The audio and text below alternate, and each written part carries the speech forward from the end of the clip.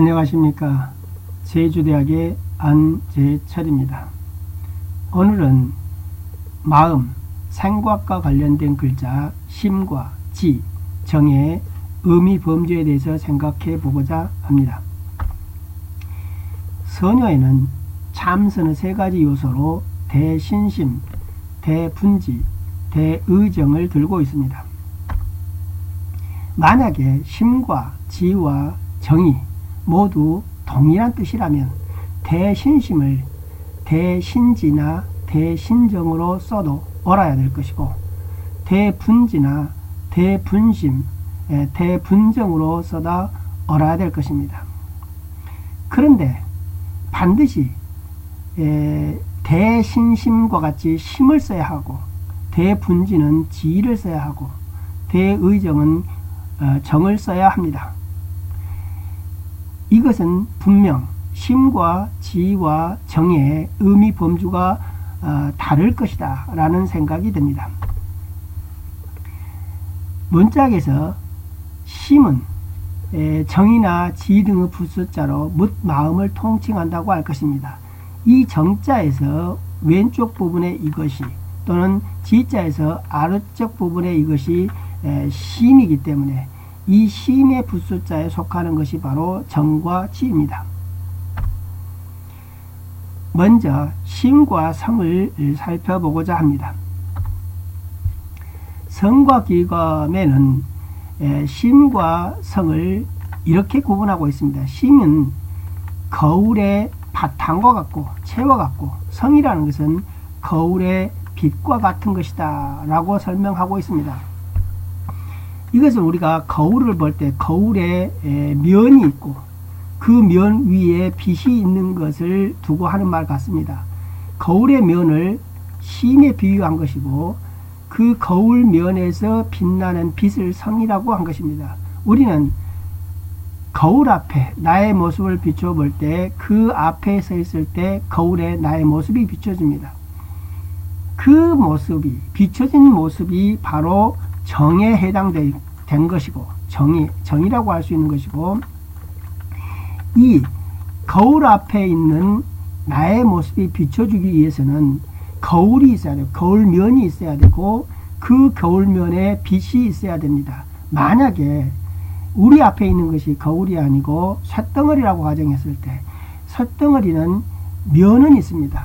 그러나 그 쇳덩어리 위에 빛이 없기 때문에 우리를 비춰줄 수 없습니다.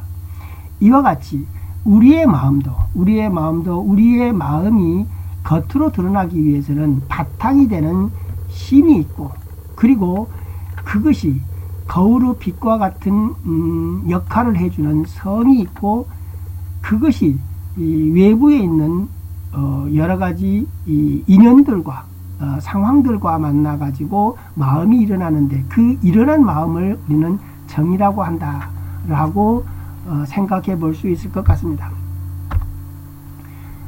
다음은 6조 법보단경에서 심과 성에 대해서 설명을 이렇게 하고 있습니다. 심은 땅이다. 그리고 성은 왕이며, 이 왕이라는 것은 이 마음에 거처한다, 마음 위에 거처한다, 이렇게 되어 있습니다.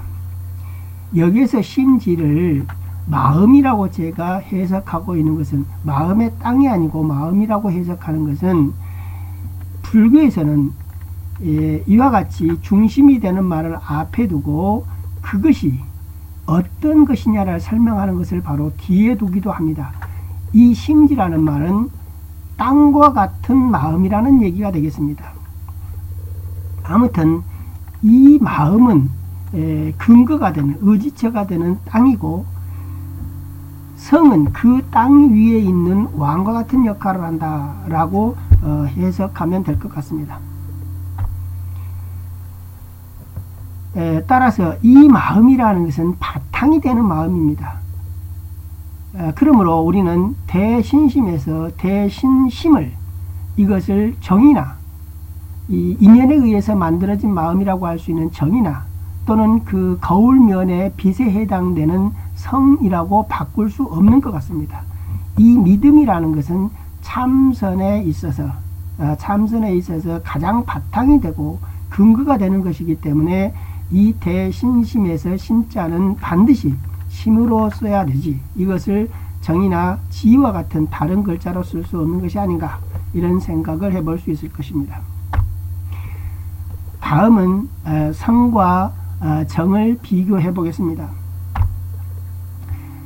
우리는 심통성정이라는 말을 쓰고 있습니다. 이 말은, 이 마음, 심은 성과 정을 거느린다. 여기서 성이라는 것은 본성이고 정은 감정이다 라고 할 수 있습니다.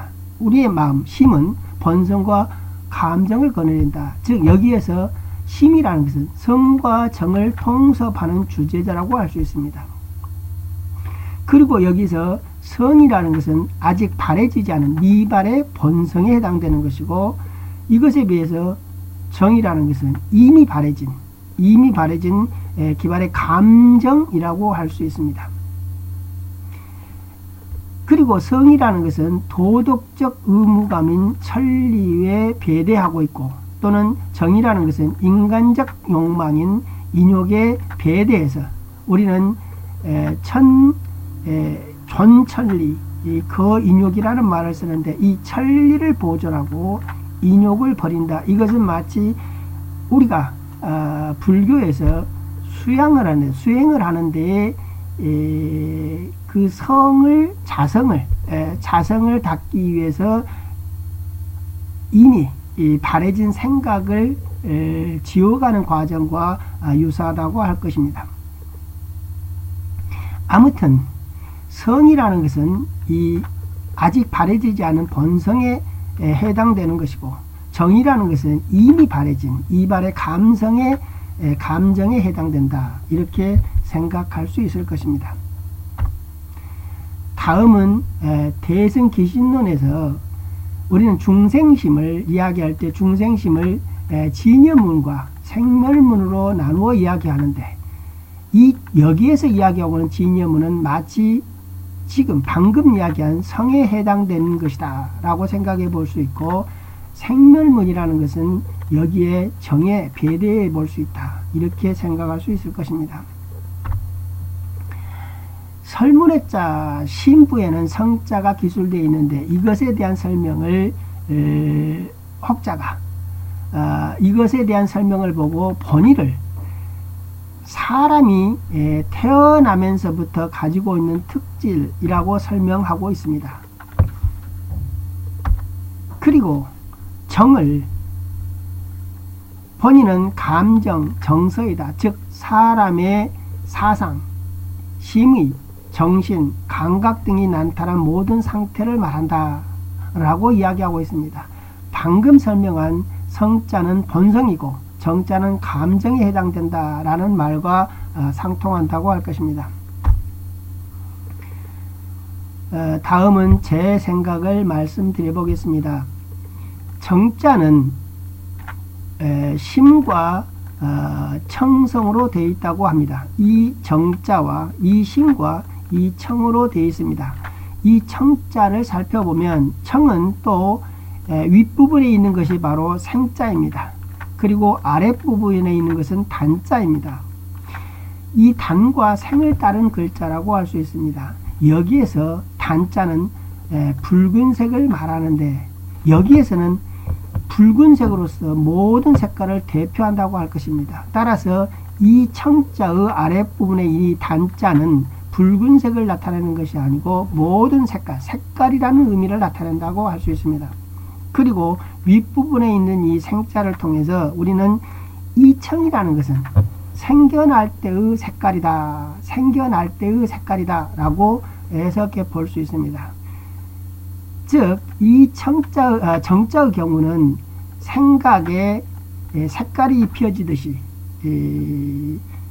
생각이 본성으로부터 뭔가 그 인연을 만나서 환경 속에서 일어나는 생각, 이것이 바로 정이라고 할 수 있을 것 같습니다.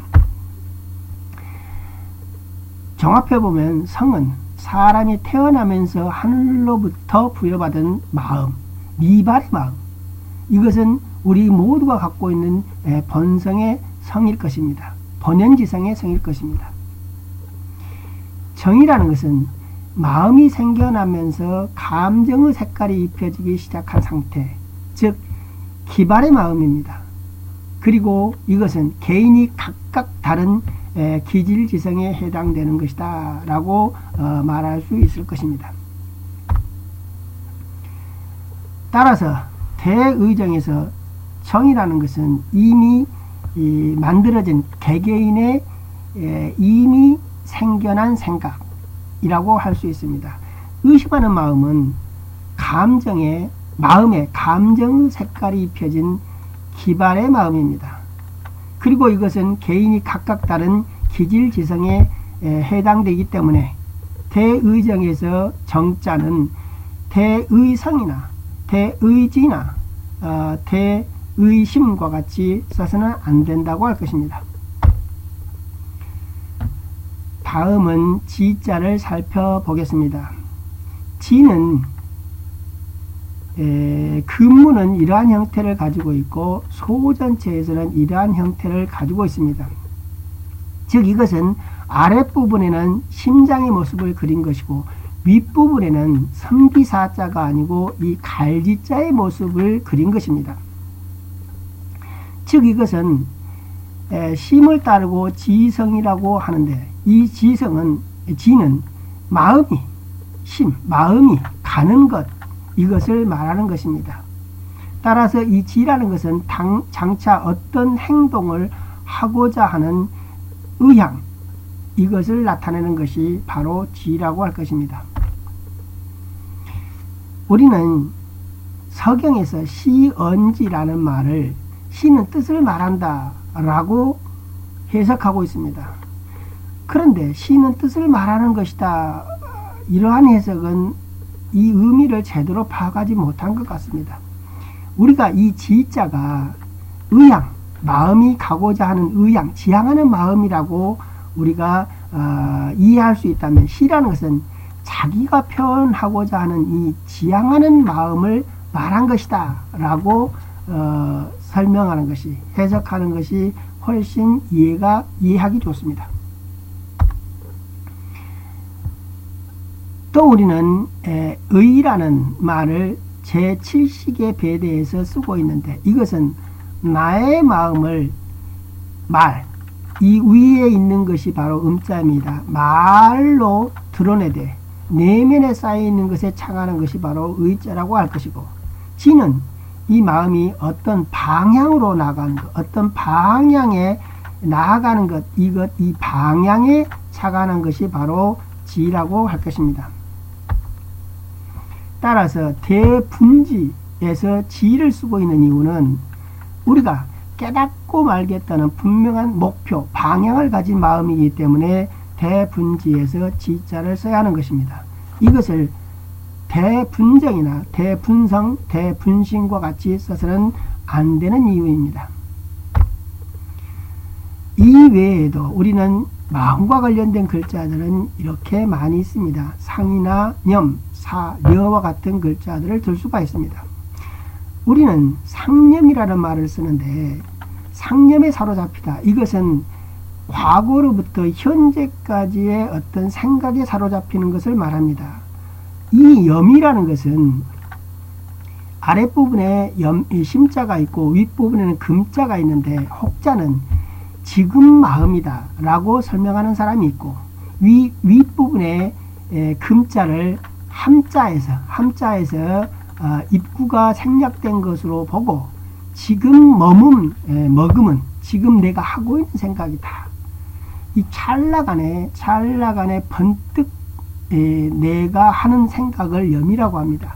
따라서 이 염자를 저는 현재의 생각이라고 생각합니다. 아무튼 이 염은 현재의 생각이고 상이라는 것은 과거의 생각이라고 생각합니다. 왜냐하면 윗부분의 서로 상자는 우리 밖에 있는 어떤 현상을 우리의 머릿속에 담아놓은 모습인데, 밖에 있는 현상과 머리가 만나서 우리의 이 머릿속에 어떤 모습이 들어가기 위해서는 이미 과거에 일어납니다. 따라서 상이라는 것은 과거의 생각이다라고 생각하고 있습니다. 따라서 이 상념이라는 것은 과거의 생각으로부터 현재까지의 생각에 사로잡히다라고 생각할 때 우리는 상념에 사로잡힌다라는 말을 합니다. 미래의 생각은 없습니다. 사상에서 사의 경우는 저는 미래의 생각이라고 생각합니다. 따라서 우리는 사상이라고 할 때 상자는 과거의 생각이고 사자는 앞으로 일어나지 않았지만 앞으로 할 생각입니다. 즉 사상이라 하면 과거에 우리가 해왔던 여러 가지 생각들을 종합해서 그것으로부터 앞으로 어떻게 해야 되겠다라는 마음, 이것이 바로 사상이기 때문에 우리는 이 상의 뒤에 있는 상의 경우는 과거의 생각, 이 앞에 있는 사의 경우는 미래의 생각이라고 생각이 됩니다. 그리고 의지, 지자는 설명한 바와 같고 사려에서 려자의 경우는 윗부분에 이것은 호랑이를 나타내는 글자고 아랫부분에는 생각사자가 있습니다. 즉 호랑이의 그 무늬는 매우 아름답습니다. 생각을 하되 호랑이의 무늬와 같이 화려하게 이렇게 저렇게 생각하는 것이 바로 려에 해당됩니다. 우리는 사려 깊다, 고려하다 할 때 그 생각은 수없이 많은 이 생각을 하기 때문에 려자를 쓰지 않았는가 라는 생각을 하는 것입니다. 아무튼 이러한 문제들은 저의 생각이고 앞으로 차츰 더 연구돼야 될 문제라고 생각합니다. 수고하셨습니다. 감사합니다.